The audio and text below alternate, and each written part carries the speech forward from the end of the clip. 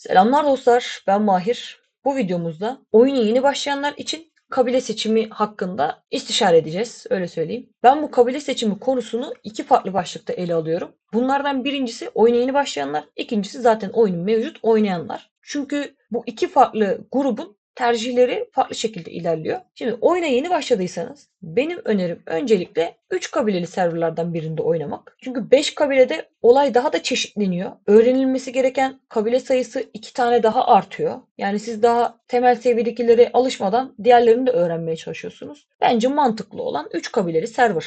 Çünkü en azından oyunun mantığını öğrenirsiniz. Siz diyelim ki Galya'yı aldınız. Karşınızda 4 farklı daha kabile olmaz. Karşınızda 2 farklı kabile olur. Siz sadece oyunun mantığını öğrenmeye çalışırsınız. Kabilelerden uzak bir şekilde. Oyunun mantığını kavradıktan sonra zaten temel şeyler değişmiyor. Sadece birimler değişiyor, sistemler değişiyor gibi düşünebiliriz. Şimdi oyun yeni başlayanlara Galya'yı öneriyor. Bu mantıklı. Neden mantıklı? Çünkü Galyalılarda tuzakçı denen bir bina var. Oyunun başında tuzakçınızı basarsınız. Saldırı aldığınızda tuzakçı sayenizde daha az hasarla atlatabilirsiniz. Kahraman ile sizin askerlerinizi kesmeye çalışırlar, tuzakçıya yakalanırlar. Buradan kolaylık sağlamış olursunuz. Ardından sığınak kapasitesi Galyalılarda diğerlerinden 1,5 kat daha fazla. Bir sığınak bastığınızda 2000 yerine 3000 kaynak korursunuz. Bu da sizi avantajlı duruma geçirir. Ve bu arada lafı gelmişken tuzakçı ve sığınak basmak acemilere özgü bir durum değildir. Bu oyunun Galyalılara sunmuş olduğu avantajlardan bir tanesi. Gerçi sığınak bütün kabilelerde var ama kapasitesi daha fazla. Tuzakçı Galya'ya sunmuş olduğu bir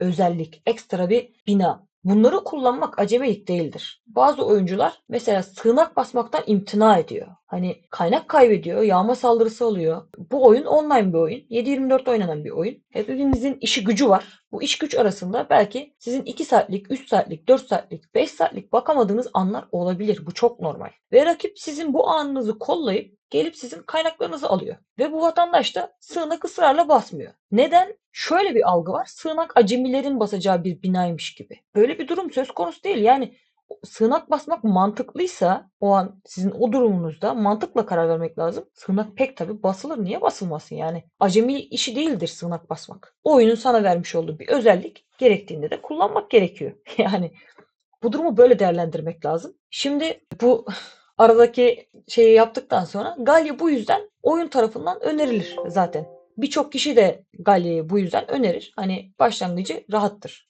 Benim Galya'yı önermemin bir diğer sebebi daha var. Oyuna yeni başlayan kişiler çoğunlukla belki de %80'i belki de %90'ı saldırı oynamak ister. Bu oyuna yeni başlayan kişiler. Çünkü tanıştığı kimse yok. Arkadaşı yok. Rastgele girecek, oyun oynayacak. Savunma bassa bu kişi nereden zevk alacak? Nasıl zevk alacak? Tamam, elbet bir birliğe girer ama ısınma süreci var. Yani oyuna yeni başlayanların %90'ı benim gördüğüm kadarıyla, ki ben de bunlardan biriydim, saldırı oynamak istemiştim ve saldırı oynamıştım. Diyelim ki siz Cermen oynuyorsunuz. Oyuna yeni başladınız. Saldırı oynuyorsunuz. Rakip Romalı bir oyuncu diyelim ki. Maceradan çıkan 10 tane Sezar'ıyla bir de kahramanıyla geldi. Sizin bastığınız 300 tane tokmağı yakaladı. Siz oyundan soğuyacaksınız yani. O 10 tane asker geldi, benim 300 tane tokmak sallığımı nasıl kesti diyeceksiniz. Sizi oyundan düşürecek. Veya Roma ile başlayacaksınız. Roma'nın asker basma maliyetleri yüksek. Bu sizi zorlayacak, asker basma maliyetleri. Bir de göreceksiniz çevrenizdeki kişiye, bir bakacaksınız oyunun başlarındasınız henüz, 2000 tane tokmak sallayan basmış. Sizin elinizde ne var? 100 tane lejyoner. Diyeceksiniz ki ne oluyor? Yeni başlayan bir vatandaş burada da bocalayacak. Ama Galya ile başladığı takdirde tuzakçısı sayesinde, sığınak binası sayesinde, tuzakçısı sayesinde bir kere saldırılmaması tercih edilen kategoride girecek. Oyunun başında size niçin saldırırlar? Kaynak için saldırırlar. Siz sığınak bastınız, kaynak vermiyorsunuz. Tuzakçı bastınız, asker kestirmiyorsunuz. Hatta askerliğini yakalıyorsunuz vatandaşın. Bu vatandaş size ne diye saldırsın ki? Yıkamayacak, bir şey yapamayacak. Size saldırmasının hiçbir sebebi kalmıyor. Galya bu yüzden çok avantajlı oluyor. Saldırı almıyorsunuz. Saldırı almamanız geçti. Asker basmak geldi. Diyelim ki siz saldırı oynayacaksınız. Kılıçlı basarsınız. Hatta belki de Toytat'ın şimşeğine ağırlık verirsiniz. Ani baskınlarla siz diğerlerini yağmalamaya çalışırsanız ne oldu? Sizin için de bir eğlence olmuş oldu. Yani aslında Galya önerilmesinin sebebi oyunun başında daha az saldırıya maruz kalmanız. Bu çok büyük etken. Ama devamında da eğlenebilme ihtimaliniz yüksek. Savunma basmanız gerektiğinde zaten oyundaki en iyi savunma ordusunu kurabilecek olan ordu Galya. Saldırı basmak istediğinizde oyundaki en eğlenceli saldırı ordularından bir tanesi zaten Galya. En eğlenceli diyorum çünkü yağması keyifli, ani baskınları keyifli, birçok şey keyifli. Siz bu Galya'yı her yana evirebilirsiniz, her yana çevirebilirsiniz. Ama Cermen'de saldırı ordunuzu savunmada yakalattığınız takdirde oyundan soyacaksınız. Bundan mütevellit birinci öncelik önerilen Galya'dır oyuna yeni başlayan kişilere. Ama derseniz ki bu bir kural mı? Tabii ki de değil.